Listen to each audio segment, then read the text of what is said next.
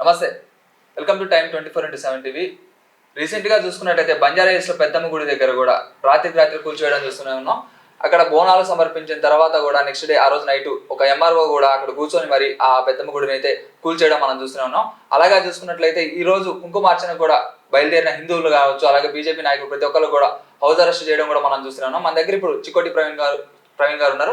మనం మాట్లాడే ప్రయత్నం చేద్దాం. నమస్తే అన్న. జై శ్రీరామ్. హిందువులందరినీ కూడా ఈ రోజు హౌస్ అరెస్ట్ చేయడం కూడా చూస్తూనే ఉన్నాం. కుంకుమార్చన కూడా పోనీయకుండా పోలీసులందరూ కూడా భారీ ఎత్తున వచ్చి కూడా వాళ్ళందరినీ కూడా హౌస్ అరెస్ట్ అయితే చేశారు. ఎట్లా అనుకోవచ్చు అన్న, హిందువులందరినీ కూడా తొక్కేస్తున్నారు అనుకోవచ్చా? 100% కళ్ళ ముంగడ కనబడుతుంది కదా, హిందువులను దొక్కే ప్రయత్నం, హిందుత్వం దొక్కే ప్రయత్నం. కానీ ఔరంగజేబే ఏం బీకలేకపోయారు. ఆఫ్టర్ ఆల్ కాంగ్రెస్ ప్రభుత్వం ఏం బీక్తారు? సో ఇది ఏం లేదు, టెంపరీ. హిందువులంతా ఐక్యం కాబోతున్నారు. రేపు వందల వేల లక్షల సంఖ్యలో హిందువులు వస్తే ఏం చేస్తారు? ఇవాళ ప్రభుత్వాన్ని ప్రజలు అసహించుకుంటున్నారు, ముఖ్యంగా హిందూ సోదరులు అసహించుకుంటున్నారు. ఆడి వరకు మా మనోభావాలను అడ్డగోలుగా కించపరుస్తున్నాం. ఇవాళ మేము శాంతియుతంగా ఏదో కుంకుమార్చన చేసుకుంటా అంటే దానికి కూడా రాత్రి నుంచి మమ్మల్ని అందరినీ నిర్బంధించి మరి ఏమి రుజువు చేయాలనుకుంటున్నారు మీరు? మేము కాంగ్రెస్ ప్రభుత్వం ముస్లింలకే పనిచేస్తాము, హిందూ వ్యతిరేకులం అని చెప్పి వీళ్ళు నిరూపించుకున్నారు. అలాగే ఇప్పుడు మనం చూసుకున్నట్లయితే అక్కడ ఉన్న భూమిని కబ్జా చేద్దామని చూస్తున్నారని చెప్పి కూడా అంటున్నారు. 70 సంవత్సరాల క్రితం దాకా కూడా వాళ్ళు పూజలు చేశారని చెప్తున్నారు. కాకపోతే రీసెంట్ గా వాళ్ళు పెట్టుకున్నారు, నైట్ ఒక 10 రోజుల క్రితం దానిపై స్లాబ్ కూడా వేశారని చెప్తున్నారు. ప్రభుత్వ భూమిని కబ్జా చేద్దామని చెప్పి హిందువులందరూ కూడా ప్రయత్నిస్తున్నారని చెప్పి కూడా అంటున్నారు. సిగ్గులేని ఆరోపణలు చేసే అలవాటు కాంగ్రెస్ కు ఉంది. 12 ఎకరాలల్లా 200-300 గజాలు అడిగినాం మేము. 200-300 గజాలు, మాక్సిమం 500 గజాలు ఇమ్మన్నాం. గుడి కట్టి ఇమ్మన్నాం. గుడి కబ్జా అయినట్ట. గుడి కడితే ఇవాళ ఓ కబ్జా అంటే ఓఐసి ఫాతిమా కాలేజ్ కబ్జా, చెరువుని కబ్జా. అది చేతగా తీయనికి మాకంటే వేరే దగ్గర 1000 గజాలు ఇస్తారట. మరి అదే వేరే దగ్గర ఫాతిమా కాలేజ్కి ఇరా భయ్, ఎందుకు ఇస్తలేవు నువ్వు? అంటే ఈడ లక్షల మంది హిందువుల మనోభావాలకు సంబంధించిన విషయాన్ని మీరు విస్మరిస్తూ ఓఐసి సంకలనం నాకుతున్నావు. మరి ఆడనేమో ఒక రూలు, హిందువులకు వచ్చే వరకు ఒక రూలు, అదేమో ప్రైవేట్ వ్యక్తిది, ఇదేమో కోట్ల మంది హిందువుల మనోభావాలకు సంబంధించినది విషయం. అంటే వీళ్ళ చిత్తశుద్ధి ఏందనేది మీరు అర్థం చేసుకోండి.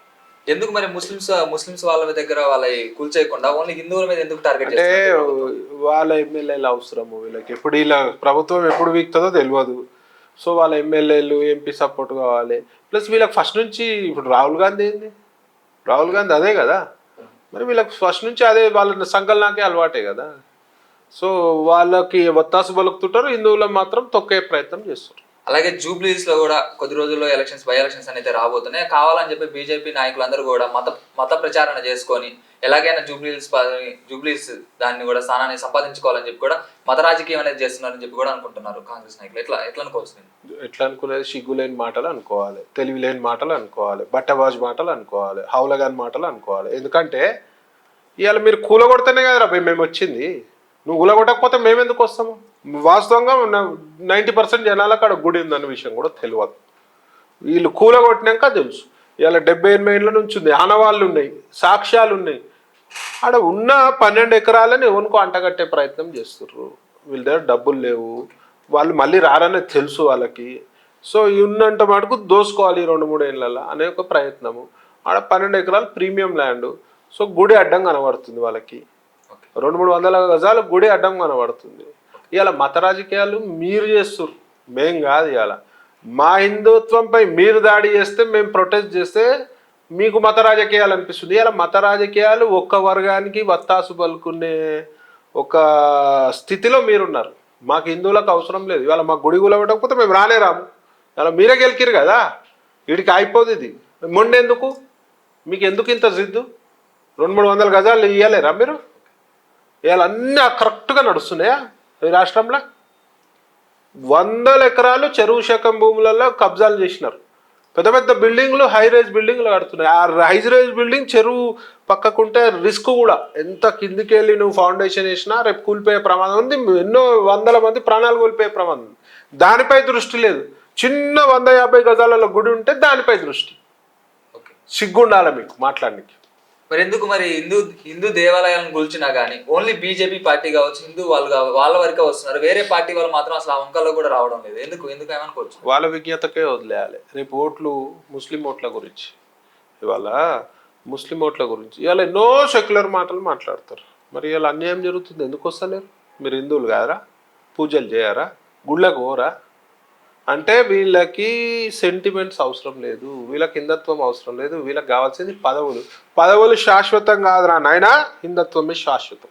మరి హిందువులందరూ కూడా అదే పార్టీలకు కూడా ఓట్లు వేస్తున్నారు, వాళ్ళలో ఐక్యత లేదనుకోవచ్చా మరి? 100% సిగ్గులేని హిందువులు స్వార్థ రాజకీయాల కోసం ఓట్లేస్తారు. ఇవాళ హిందుత్వం పెరుగుతుంది, ఇవాళ హిందువులలో చైతన్యం పెరుగుతుంది. సో ఇలా మార్పు హిందువులలో వస్తుంది. కాబట్టి ఇట్లనే ఉంటే రేపు మనపై కత్తి పెట్టి, మెడపై కత్తి పెట్టి మతం మార్చుకోరా అని చెప్తారు. అట్లాంటి గవర్నమెంట్లో ఉన్నాం మనం. సో ఇలా ఈ గవర్నమెంట్కి బుద్ధి చెప్పాల్సిన అవసరం హిందువులపై ఉన్నది. అలాగే అక్కడ ఒక గుడిని తీసేయాలంటే, అక్కడ ఉన్న విగ్రహాన్ని కూడా తొలగించాలంటే అక్కడ భక్తుల పర్మిషన్ కావచ్చు, అక్కడ ఉన్న వాళ్ళందరినీ కూడా పర్మిషన్ తీసుకొని మరి కూల్చాలి. ఎందుకు నైట్ ఇదంతా చేశారు అనుకోవచ్చు. చెప్తున్నా కదా, ఆ స్థలం ప్రీమియం ల్యాండ్ అమ్మాలే. 3 లక్షలు 4 లక్షలు గజం ఉంటుంది ఆడ. సో అది అమ్మాలే. అమ్మే ప్రయత్నంలో గుడి వాళ్ళకి ఎవడో చుట్టాడు అనుకో, అంటగట్టనికి ఉంటారు. ఎవరికి ఓవైసీకి సంబంధించిన వ్యక్తులకు అంటగట్టే ప్రయత్నం చేస్తారు. వాళ్ళకి గుడి అడ్డం ఉన్నట్టుంది అని అంటారు.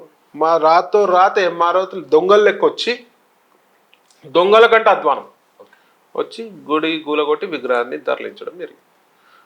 ఎట్లా మరి హిందువులందరూ కూడా ఏమని ప్రశ్నిస్తారు తర్వాత కూడా ఇంకా దానిపై వీళ్ళు చేస్తే ఏషియం అంతా కనబడుతుంది, ప్రజలకు కనబడుతుంది. రేపు 7కి అయిపోదు, ఇవాళ అరెస్ట్ చేసారు కదా, 1 రోజు చేస్తారు, 2 రోజులు చేస్తారు, వారం చేస్తారు, నెల చేస్తారు. తర్వాత ఏం చేస్తారు?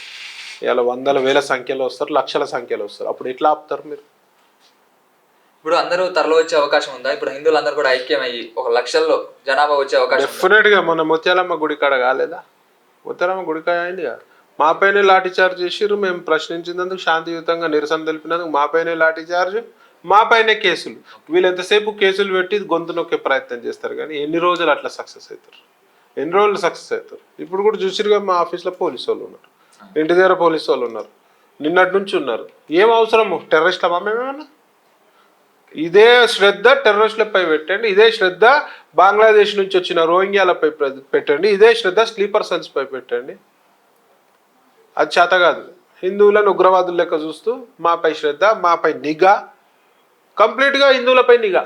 ఎక్కడ పోతురు, ఏమవుతుంది, ఫోన్లపై నిఘా, ఏ లొకేషన్ ట్రాకింగ్, ఏమవసరం అంతా. ఇప్పుడు ఈ ప్రభుత్వం మొత్తం కూడా ఓన్లీ హిందువులపై టార్గెట్ చేసింది అనుకోవచ్చు. 100% కనబడుతుంది కదా, అనుకోవచ్చు కాదు, జరుగుతుంది. అది జరుగుతుంది. అది ఇవాళ 200 గజాలు ఇవ్వలేని ప్రభుత్వము, చేతగా దద్దమ్మ ప్రభుత్వం ఇది. ఫైనల్ గా ఏం చెప్పదలుచుకున్నారు ఈ ప్రభుత్వానికి కావచ్చు, హిందువులందరికీ కూడా? హిందువుల మనోభావాల్ని కించపరిచే హక్కు ఎవరికి లేదు. మీ కేసులకు మేము భయపడము, మీ దీనికి భయపడము. ఎట్లయితే రెడ్ బుక్ ఉందో, ఇక్కడ కాషాయ బుక్ ఉంటుంది బిడ్డ. ఒక్కొక్క తోలు తీస్తాం. రేపు కాషాయ జెండా ఎగరబోతుంది తెలంగాణలో, ఒక్కొక్క తోలు తీస్తాం. హిందూ వ్యతిరేకులు ఎవరైనా సరే మరి మీరు లెక్క పెట్టాల్సిందే అని చెప్తున్నాం. షేర్ చేయండి, లైక్ చేయండి, సబ్స్క్రైబ్ చేయండి.